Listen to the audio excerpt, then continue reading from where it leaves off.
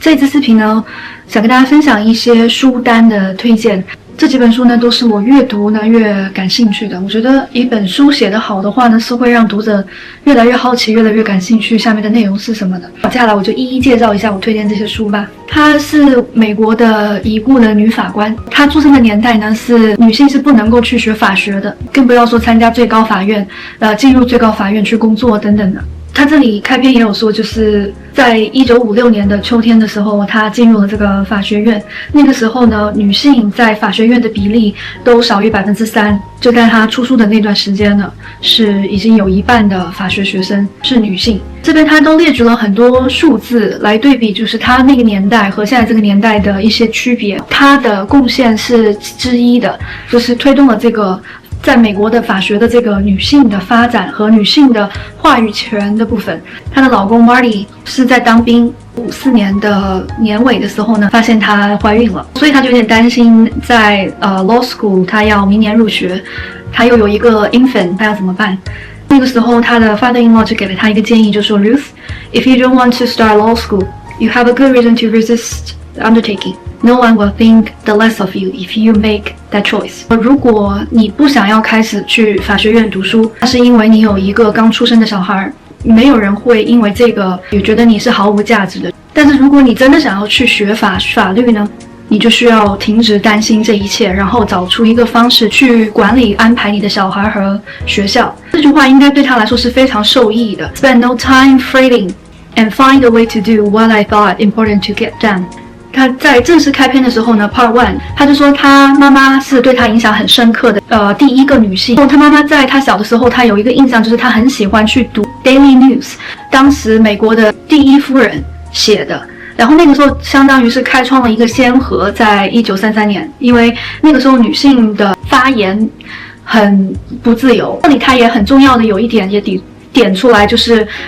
不论是 Ruth 还是这个美国第一夫人这个 Belva， 他们都不是说女性至上，是说想要寻求一个平等，一个公平。现在我觉得也是吧，只是相对那个年代要好一点，就是男性如果说在这儿的话，女性基本上是在 bottom， 但现在可能因为这些女性的慢慢的在国际舞台上面，在国家里面为自己争取一些发言位置，可能现在上升。他也有说他的小时候他妈妈给他的一些教导是要独立，要自我充盈。整篇看起来呢，就是说一个人的生平是什么样的，然后他为这个社会，特别是美国的社会做了什么事儿，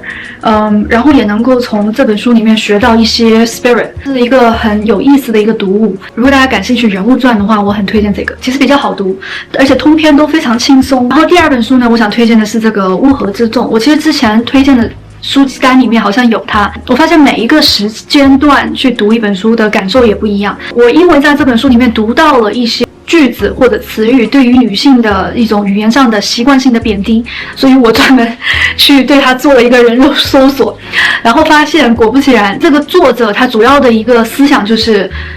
父权第一，第二个是精致的利己资本主义者，非常的绝对。如果你读完这本书觉得说他的这个想法太利己精致，那我也建议你可以看一些其他的，就像 The Lonely Crowd。开篇的时候就介绍了群体，就是有一个定义，就说什么是群体，群体成员的思想感情有一种互相统一的倾向，自觉的个性消失了，出现了一个群体心理。单独的个体呢，不会产生某些思想感情，至少不会付诸行动，除非他成为了群体的一群。下面这句话呢，我还挺认同的。无意识不仅支配生理现象，还主宰意识的运行。在精神活动中，无意识活动比意识活动重要得多。我就觉得其实无意识真的比有意识要可怕，或者能量要大得多。我刚刚有分享过的，就是它因为群聚了之后呢，变成复数，所以就觉得敢于发泄自己的一些本能，就是作为动物的一些本能。那关于本能这个部分，我跟大家也推荐一个书，不在我这个书单里面，但是我可以推荐大家去看一下，就是《人类简史》。第二点就是传染，第三点就是易受暗示。所以它这里就是容易产生一个什么呢？就是意识人格消失了，就是自我的意识消失了，人被无意识的支配，暗示的传染性将思想感情影向同一个方向，就会变成一个就现在很流行的一个词，就是空心人。空心人很明显的两个特点，就是一个是没有自我意识的，第二个就是操控他的人会给他下来一个指令，他就去做就是了。这个中国的历史，我其实了解很多。很多古国在建立的过程中，他们都需要推行一个思想，从而帮他们去巩固这个国家。然后国外的话呢，也是通过推行一个宗教。我不是说要批判这些思想，我其实想批判就是通过这个思想去想要操控的人。他在第1卷里面呢，分享了一些群体的性格。这个作者有写群体很清楚和理解什么是权力和惩罚，他们乐意服从，一有命令就会接受，一接受就会执行。群体对力量表现出驯服与尊重，却很少被善良打动。他认为那不过是变形了的软弱。他的同情绝不属于善良的主人，他只服从镇压自己的暴君。那同时他也有说，他说群体呢是同时也会表现一些崇高的表现，这个高尚呢要比单独的个人要高得多，比如说奉献、牺牲和无私。就比如说有一些打着爱国口号啊、荣耀啊、牺牲的人，只是一个例子吧，并不代表这些部分就全都是因为这个群体的影响而很盲目的去做一些自我的牺牲。这样有的时候我读呢，觉得他说的还挺有道理的，然后值得去肯定和认可的。但有些时候呢，觉得他说话太极端了。我在想，他这么贬低群体，那是不是群体很难吸收一些新的东西的呢？所以他这里有一个章节说群体如何获得思想，这一个章节我很感兴趣。他说这里是分为2种，一种是偶然的思想，转瞬即逝，对于某个人或者某些事情或者某一段时间发生的事情的迷恋。另外一类呢，就是根本思想，它的稳定性很强，是因为环境、基因。这个思想呢，可能包括信仰啊，包括今天的民主、社会主义思想。Again， 这本书呢，我觉得是我读的第1本关于群体的书，算是一个第1块石头吧，开启了这个 path。我觉得我之后会去更多的读这种关于群体和个体的一些书籍，辨别一下我自己到底在哪一个部分啊，或者是有的时候在哪一个部分啊，更明确我自己这个范围要很明确。那接下来就是关于这个范围的一本书，它这个标题呢是 Boundaries in Marriage。但是呢，我觉得它其实不能够说只是描写婚姻的一个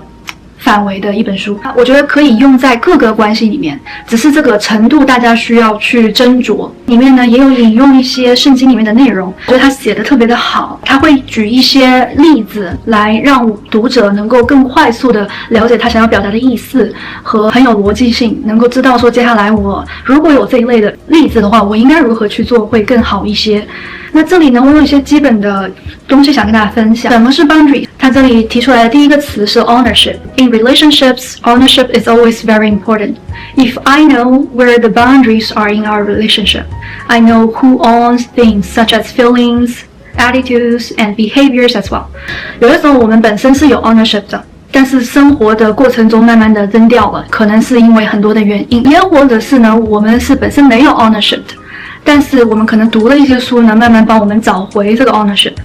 也有可能是你本身就有 ownership， 然后在生活的过程中呢，因为一些因素，然后导致你死死的抓住你的这个 ownership 有点太多了。我觉得在这个过程中呢，沟通和在这个天平上面拨弄这个 bar 很重要。他下面这边分享了一个Caroline 和 Joe 的故事。这对夫妻呢去找他去做这个 couple 的 therapist， 我们这个婚姻不幸福，然后我们不能停止争执。Caroline 她就说是因为呢她老公一直就是 so angry all the time， 然后这个作者就问他说为什么你会很生气呢？ Joe 就说因为他一直都想要 control 我。然后接下来这个作者就像在玩乒乓一样的，就是来回的询问他们为什么呢？这边给了一个答案，然后这边问为什么你要这样呢？这边又给一个答案，然后他这里就说Neither one ever took personal ownership of his or her behavior。 他说他们之间没有一个人对自己的这个行为去承担这个责任，永远是把这个推给另外一个人。然后他这里也有形容一个例子，就是说最开始的创世纪，神问亚当说你为什么吃了这个善恶树上的果子，然后谁告诉你你现在是赤裸的？然后亚当就推给夏娃，就说是夏娃让我吃的。然后神去问夏娃，夏娃就说这个是那个毒蛇让我诱导我去吃的，就是互相踢皮球，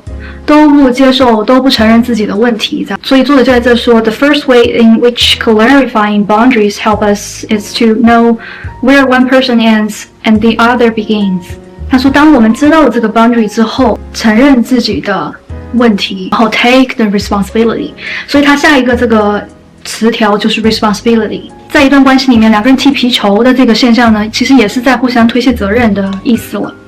所以作者这里的意思就是说，如果是你的问题呢，你得要承认，你得要接受，然后 take responsibility。If we can discover who is responsible for what, we have an opportunity for change. 其实你是发现问题的人，承担问题的人，你反而有这个机会去改变，你不会停留在那个阶段。The 7 stages of money maturity. 这个作者 George Kender 他也算是一个这个的开创者吧，从精神层面跟大家分享了关于钱上面的知识和你应该如何去理解你对钱的了解，还有如何去使用钱，而不是成为他的一个奴隶，也是让我很好奇的一个点，其实也是我缺乏的一个点啊。我想不只是我一个人有这个经历，大部分人应该都是这样，成长的过程中家庭里面成人长辈避而谈钱，然后他的这个开篇也很有意思。一个同事都在股票里面，然后我怎么投怎么赚钱，他现在钱已经多到他不需要考虑任何生计的事情都能生活的那种。但他去找这个作者，就是因为他没有目的，就是他觉得他赚了这么多钱，他不知道要干嘛，他不幸福。通过这个来引出他后面这本书里面的内容。他第一个就有说 innocent， 像我刚刚分享的，如果在你的童年养育你的人是避而谈钱的，会给你一些潜意识的影响，导致你成人之后呢，会去无意识的对于金钱有一些不成熟的运用。下一个词条是 understanding， springs from the heart， 就是你从心里面你去理解了这个事儿，你才会有耐心，你才会有 peace of mind。当你进入到一些 money issues 的时候，你不会在里面载起载浮。总而言之，言而总之，这是一本很好的工具书。最后一本是 Jane Goodall 合作的作家，是写的 Book of Joy 的 Douglas Abraham。整本书有点像是对话的模式，这个作者去非洲探望 Jane Goodall。作者在去见他之前有想到一些问题想问他，就比如说 Is hope real？ 然后 Jane 就说 Hope is what enables us to keep going in the face of adversity. It is what we desire to happen, but we must be prepared to work hard to make it soon. Like hoping this will be a good book, but it won't be if we don't bloody work at it. 然后作者也有问他说 Have you ever lost hope？然后 Jane 也很诚实，她说当然她的人生也是 ups and downs， 所以她在这过程中也有 lost 过。她记得她在读书的时候，她妈妈总会跟她说 If you are going to do a thing, do it properly。 在读秘书的时候呢，她当时很不喜欢，但是呢，她想起她妈妈跟她说，如果你要做一件事情的话，你要把它 do it properly。 所以她就也是在很认真的在学习，所以她后面呢就有机会，她听说了这个 Dr. Leakey 的消息，她就回去之后就拜访了这个 Dr. Leakey， 然后刚好呢这个 Dr. Leakey 他有一个他的秘书呢离职了，他就邀请这个 Jane 去帮助他。他说有些人会困惑希望和乐观的区别是什么，说乐观呢是都往好方向走，都往公平方向。他说 Hope does not deny the evil, but it's a response to it。 这是一本很好的书，特别是在大家如果感觉没有 hope 的时候呢，很适合看这一本书。在你很平稳的时候，顺利的时候，如果你有机会读到这一本书呢，会让你对这个 hope 更加 define it， 这个很可。那今天内容就这样了，谢谢大家的观看， Enjoy your holiday， bye。